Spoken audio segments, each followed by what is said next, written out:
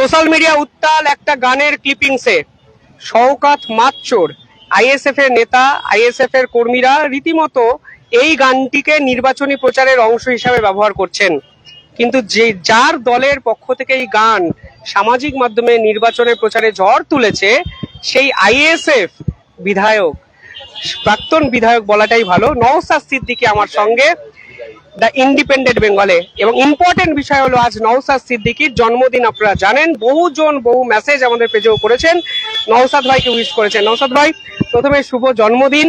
জন্মদিনের দিন স্ট্রং রুমে কাটছে, এটা প্রথমবার নিশ্চয়ই জীবনে? হ্যাঁ, প্রথমত আমি জন্মদিন ওইভাবে উদযাপন করি না, আমি বলে দিই। কারণ হচ্ছে জন্মদিন, বয়স বাড়ছে না, বয়স কমছে, মৃত্যুর দিকে আমরা এগিয়ে যাচ্ছি। তারপরেও তথাকথিত শুভেচ্ছা জানাই, তাকে তো শুভেচ্ছার প্রতি উত্তর দিতে হয়, আপনাকেও যেমন দিলাম আমি। তো ব্যাপারটা হ্যাঁ একটা নতুন অভিজ্ঞতা। স্বাভাবিক আছে, এই দিনটা অনেকের কাছে স্পেশাল দিন। স্পেশাল দিনে আজকে স্ট্রং রুমকে পাহারা দিতে হচ্ছে। কারণ আপনারা জানেন যে ভাঙড়ের মানুষ দীর্ঘ 15 বছর পরে শান্তির সাথে এন্টায়ার ভাঙড়ের মানুষ ভোট দিয়েছে, এবং ভোটের পার্সেন্টেজ 96%, ভাঙড়ের 96 হয়েছে। ফলে তাদের ভোটটাকেও তারা খেতে ফলিয়ে দিয়েছে। খামারটা তো পাহারা দেওয়ার দায়িত্ব আমি নিয়েছিলাম। আমাদের নেতৃত্বরা আছে, ভাঙড় বিধানসভার বিভিন্ন অঞ্চল নেতৃত্বরা আছে, তাদের সাথে সাথে আমিও মাঝে মধ্যে আসছি। এখন আমি এসেছিলাম এখানে। তো দাদা, স্ট্রং রুম সামলানো এটা কতটা কঠিন বিষয় আপনার কাছেও? মানে এটা প্রথমবার অভিজ্ঞতা এরকম, সবাই নেতারা দেখছি স্ট্রং রুমকে আলাদা গুরুত্ব দিচ্ছে। এবারে ভোটটা কি ভাইটাল ভোট? অবশ্যই ভাইটাল ভোট। নওশাদ সিদ্দিকীর কাছে এই ভোটটা কি নিজের জায়গা ধরে রাখার ভোট, নাকি নিজেকে নতুন ভাবে চেনানোর ভোট? আপনি কিভাবে ব্যাখ্যা করবেন? দেখুন, আমি জন্ম থেকে 28 বছর পর্যন্ত বিনা এমএলএ ছিলাম। তো স্বাভাবিকভাবে আরো 28 বছর বিনা এমএলএ হিসেবে কাটিয়ে যেতে পারবো। ওটা আমার লোভের ব্যাপার নয়, ধরে রাখার ব্যাপারটা নয়। যে লড়াইটা করছি মানুষের জন্য, আইনসভার মধ্যে থেকে সেই লড়াইটা কন্টিনিউ করা হচ্ছে জন্য। যদি না সুযোগ পাই, আইনসভার বাইরে লড়াই করে যাব। অনেকে হয়তো জানে না যে আপনি বিধানসভার ভিতরে অনেক প্রশ্ন তুলেছেন, মানে মৎস্যজীবিতা থেকে শুরু করে খেলাধুলা সমস্ত কিছু নিয়ে আপনি প্রশ্ন তোলার চেষ্টা করেছেন। আপনার কি মনে হয় বর্তমানে যারা বিধায়ক হবেন, এই পার্টিকুলার বিষয়টা ফোকাস করা উচিত? এবং নওশাদের এই বিষয়গুলো প্রচারে সে অর্থে আসে না কেন, এটা আক্ষেপ কি আছে আপনার? স্বাভাবিকভাবে আক্ষেপ তো থাকবেই। 4200 মতো টোটাল কোশ্চেন 5 বছরে জমা পড়েছে।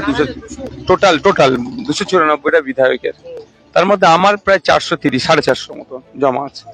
তো এটা আমি ওদের থেকে ব্যতিক্রমী। 1 নম্বর সমস্যা হচ্ছে বিধানসভা টিভি না, লাইভ যদি বিধানসভা চলে না, তাহলে কে কি পারফর্ম করছে। দেখুন, আমি ভাঙড়ের মানুষের প্রায় 2,71,000 মতো ভোটারের আমি জনপ্রতিনিধি। তা আমি বিধানসভার মধ্যে যে কি করছি না করছি, এটা তো পাবলিকেরও জানা দরকার। সেই জানা স্কোপটা কোথায়? নাই তো। কবে বই আকারে বার হবে, কবে এইসব গল্প হলে হয়? পৌঁছায় নাকি? যদি সরাসরি হয়, দুটো জিনিস থাকবে। একটা হচ্ছে সাধারণ মানুষ সচেতন হবে, তার বিধায়ক কি করছে, বিধায়কের চাপে থাকবে। আর সাথে সাথে যারা কম্পিটিশন করতে চায়,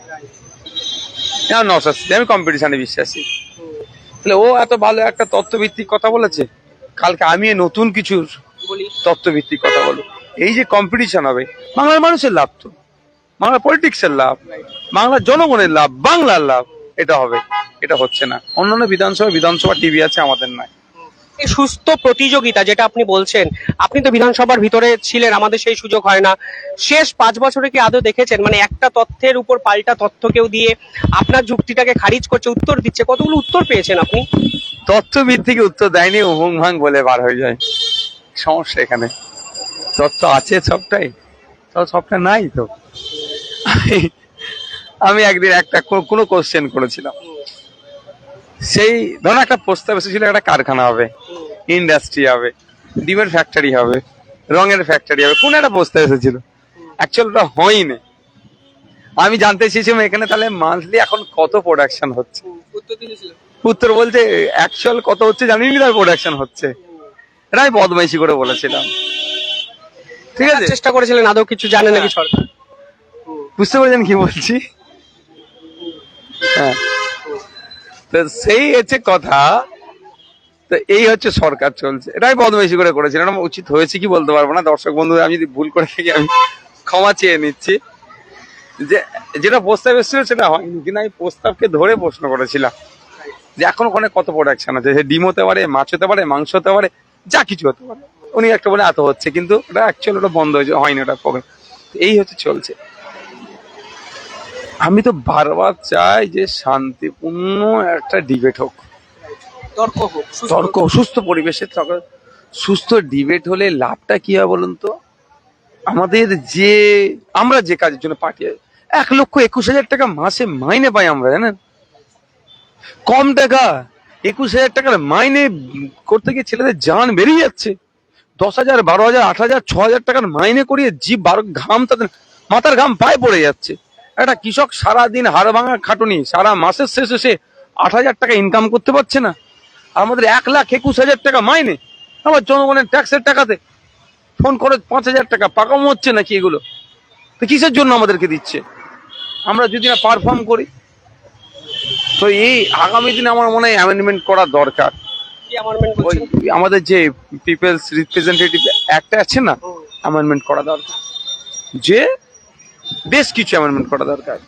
বিধানসভায় ন্যূনতম এই পারফর্ম করতে হবে, এত ঘন্টা থেকে বলতে হবে, উপস্থিতি থাকতেই হবে। তো ঠিক আছে, উপস্থিতি থাকতে হবে, ঠিক আছে, এই সবগুলো করা দরকার। এবং শিক্ষাগত যোগ্যতা, পঞ্চায়েতের মেম্বার থেকে আমি খুব শিক্ষিত নয়, মাস্টার্স আর বিএড করা এই ধরনের আছে, মাস্টার্স করেছি আমি। তো আমি এটাতে যাচ্ছি না, আমার শিক্ষা নিয়ে আমি বাড়াই করছি, কারণ আমার কিছুই শিক্ষা নেই। আমি আপনাকে আমি অন ক্যামেরা বলছি, আমার কোন স্পোর্টসের দরকার হলে প্রথম আমি ফুটবলে হলে আমি আপনাকে ফোন করি। আমি এই ধরনের ছেলে, কিন্তু আমি সব জানতা হরিদাস না, আমি এটা বিশ্বাস করি না। আমি জানি আপনি স্পোর্টসের সাথে বেশ মিশেছিলেন, আপনাকে ফোন করলে আমি অথেন্টিক পাবো।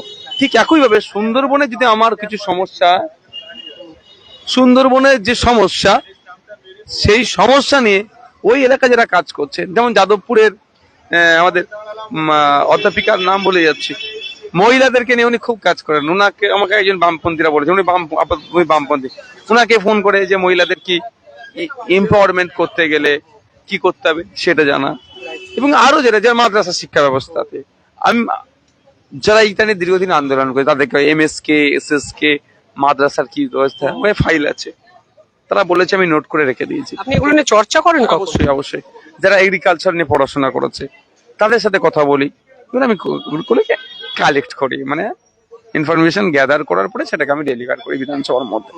এটা তো স্বাভাবিক নিয়ম, স্বাভাবিক নিয়ম।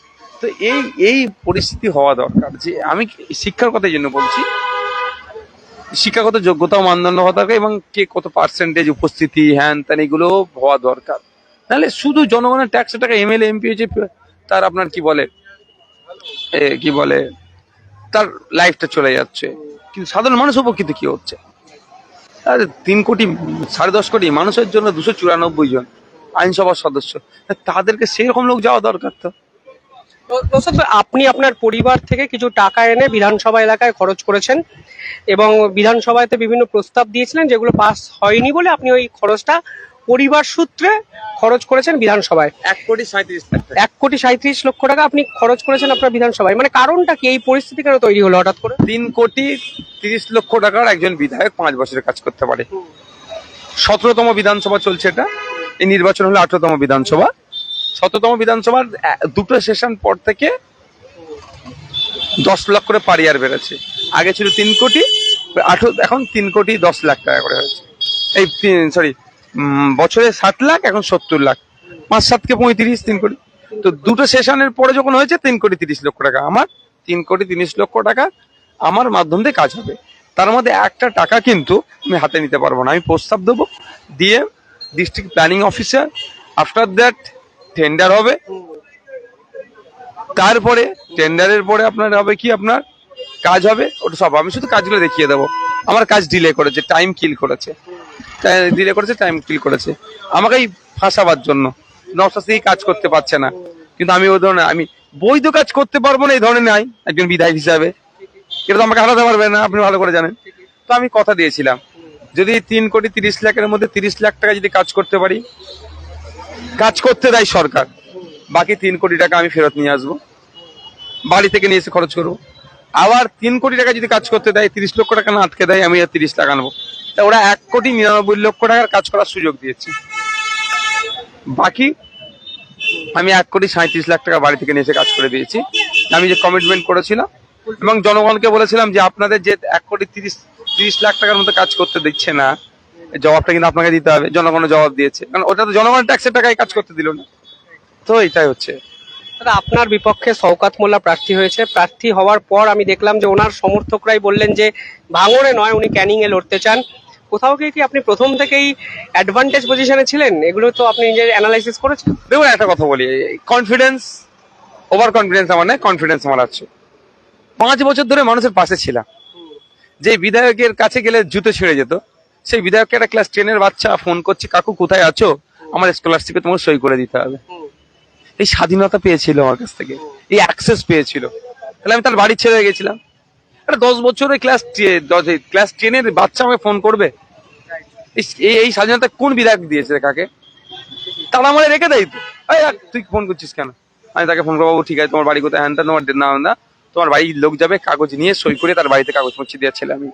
বিভিন্ন সার্টিফিকেট থেকে শুরু করে যা যখন চেয়েছে আমার সমর্থন অনুযায়ী আমি সব সহযোগিতা করেছি। এবং মানুষ আমি দাঁড়ে দাঁড়ে পৌঁছে যেতাম, পাড়ায় পাড়ায় পৌঁছে যেতাম। আমার নেতাদেরকে নিয়ে যেতাম না। নেতাদেরকে নিয়ে গেলে কি ডিস্টার্ব হয় জানে? নেতারাই সব ঘিরে রাখে নেতাদেরকে। নেতা তার নেতাকে ঘিরে রাখে, সাধারণ মানুষ অ্যাক্সেস পায় না, সব আটকে দিতাম আমি। কোনো জায়গায় 20 জন পেয়েছি, কোনো জায়গায় 100 জনে পেয়েছি। 20 জন পেয়েছি, তৃণমূলের লোকরা ছবি তুলে পোস্ট করেছে, নওশাদ সিদ্দিকীর পাশে লোক নেই। কিন্তু আমি আমার লোক দেখাতে যাইনি। আমি ওই 20 জনের সমস্যা শুনতে গিয়েছি, শুনে বিধানসভার মধ্যে উত্থাপন করেছি। বিধবা ভাতা, বার্ধক্য ভাতা দেখবেন এখন অনেক বেড়েছে রাজ্যে, আমার প্রস্তাব রাখার জন্য বেড়েছে।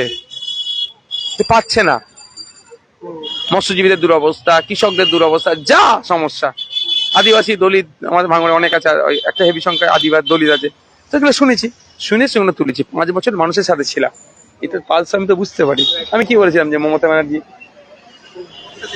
কেন ফোন করে নাও, মমতা ব্যানার্জি আপনার, আমি বলেছিলাম দাঁড়াক না। কেন বলেছিলাম? যে শান্তিপূর্ণ ভোট হোক। যদি আমাকে মানুষ চাই আমি জিতবো না, তো শান্তিপূর্ণ ভোট করিয়েছি, 50,000 লিড পাবো আমি। নওশাদ এত যুক্তি সহকারে কথা বলে, ভাবা যায় না, স্যালুট জানাই। এখানে অসংখ্য কমেন্ট আসছে, আমাদের পেশে 500 জনের কাছাকাছি লাইভ দেখছে। নওশাদ ভাই, নির্বাচনের প্রচারে চমকটা আপনার দল দিয়েছে। একটা গান সামাজিক মিডিয়ায় ভাইরাল, শওকত মাচ্চর, এই গানটার স্রষ্টাকে?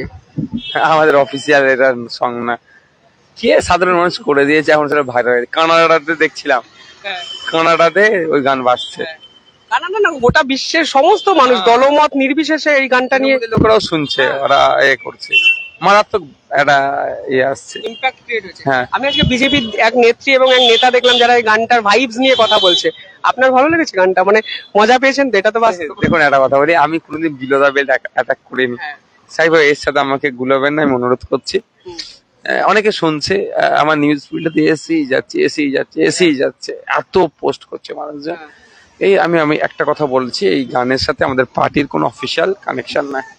আপনি কি বিশ্বাস করেন শওকত মাচ্চর? এটা কি বিশ্বাস করেন? মানে শওকতের কর্মকাণ্ড নিয়ে আপনার কি মত? শওকত মোল্লা মাসচোর নয়, ছোট ওনাকে ডিগ্রি দেওয়া হচ্ছে। চুরি কি বলতে পারবো না, নয় বলতে পারছি না, আমি বলতে পারছি না। শওকত মোল্লা একজন খুনি, শওকত মোল্লা একজন সমাজ বিরোধী, শওকত মোল্লা একজন বোমবাদা নেতা। খুনি কেন বলছি? আইএসএফ এর নেতাদের খুন করেছে, রাজ্জাক্কা তৃণমূলের নেতাকে খুন করেছে শওকত মোল্লারা। শওকত বলেছেন হাইকোর্টে যাবে এই গান নিয়ে।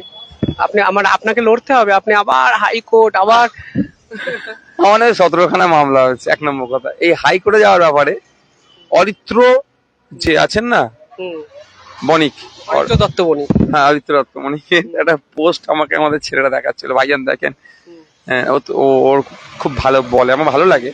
আমি মাঝে মধ্যে যখন ফিল্ডে আসে শুনি, নিউজ ফিডে আসে যখন, তো ওর পোস্ট করছে এই মর্মে, যদি হাইকোর্টে যায়, তাহলে হাইকোর্টে যদি জজ শুনতে চায়, তাহলে হাইকোর্টেও তো এটা বেজে উঠবে, তাহলে সেটা হবে। যেখানে বাকি ছিল না সব কাজ, সেখানে বাকিটা জায়গা শুনিয়ে দেবে বাজিয়ে। আপনি কনফিডেন্ট ফের বিধায়ক হচ্ছেন ভাঙড়ে? 50,000 ভোটে লিড পাচ্ছে। 50,000 ভোটে লিড পাচ্ছেন। শওকতের রাজনৈতিক কেরিয়ার তো প্রশ্ন চিহ্নের মুখে উঠে পড়ে যাবে, কারণ 5 বছরে লাগাতার আপনাকে আক্রমণ করেছে। প্রথমবার আমি দেখেছি যে আপনি ওর বিপক্ষে অ্যাডভান্টেজ পজিশনে কিছু ক্ষেত্রে আছেন বলে মনে হচ্ছে। 21-এ টাফ ছিল, এখন টাফ না। এখন ব্যাপারটা বুঝে গেছেন। সকলে আপনি যাদের ক্যান্ডিডেট দাঁড় করিয়েছেন, এটা আমি আপনাকে বলছি অন ক্যামেরা, এই ভারসাম্য, এটা এই পরিকল্পনাটা কে করেছে? আপনার পরিকল্পনা? মানে মীনাক্ষাই ক্যান্ডিডেট করেছেন, প্রতীক মণ্ডল আইএসএল এর রেফারি, আমার মনে হয় আমি এটা খুব ভালো করে বিষয়টা জানি, প্রাঞ্জলের পর খুব ভালো দক্ষ রেফারি প্রতীক মণ্ডল। এইরকম একাধিক জায়গায় মধ্যমগ্রামে এসএফআই এর প্রাক্তন নেত্রী এক তরুণীকে আপনি ক্যান্ডিডেট করেছেন। এই যে বিভিন্ন জায়গা থেকে বিভিন্ন মানুষকে খুঁজে বের করা, এরা কি আপনার কাছে হেঁটে এসে আসে না আপনি এদের কাছে যান? আপনি পান কোথা থেকে? বোথ সাইড, কেউ হেঁটে আসে, কেউ যেতে হয়, সবটাই আসবে এই আশা করাটা উচিত না, যেতে হয় মানুষের কাছে। আর এই ধরনের মানুষজন রাজনীতিতে আসলে স্বচ্ছতা বাড়বে। বামেদের রেজাল্ট নিয়ে আপনার কি মত, এবং আপনারা একসঙ্গে জোটে এবছর কেমন ফলাফল এক্সপেক্ট করছেন? আমি জোর গলায় বলছি, বাম আইএসএফ এর এই জোটের শক্তি এবারে ব্যাপকভাবে বৃদ্ধি পাবে। আপনি কনফিডেন্ট বিধানসভায় আপনার সঙ্গে আরো একজন বাম, একাধিক বাম আইএসএফ এর যাবে? আপনি কনফিডেন্ট? যাক, অনেকে শুভ জন্মদিন উইশ করছেন, শেষে Thank you. তাদেরকে কি বলবেন? ধন্যবাদ জানাই, দু আশীর্বাদ করবে যেন ভালো থাকতে পারি। আমি দুটো জিনিস কোনোদিন করব না, সেটা একটা হচ্ছে ক্ষমতার শীর্ষে যাওয়ার জন্য ধর্মীয় বিভাজন, আমার দ্বারাই হবে না। আমি ধার্মিক পরিবার, আমার ধর্ম আমাকে শিক্ষা দিচ্ছে নিজের ধর্ম মানে অপরকে রেসপেক্ট করো, সে জায়গাতে আমি আছি, সুতরাং আমি দ্বারা আমার হবে না, এটা করব না।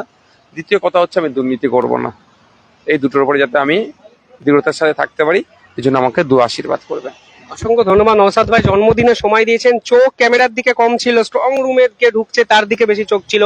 এটাই হয়তো রাজনীতিবিদদের আসল চরিত্র, যে রাজনীতিবিদ হয়ে উঠেছে নওশাদ সিদ্দিকী। কিভাবে দেখছেন কমেন্টে জানাবেন। দেখতে থাকুন দা ইন্ডিপেন্ডেন্ট বেঙ্গল। ধন্যবাদ।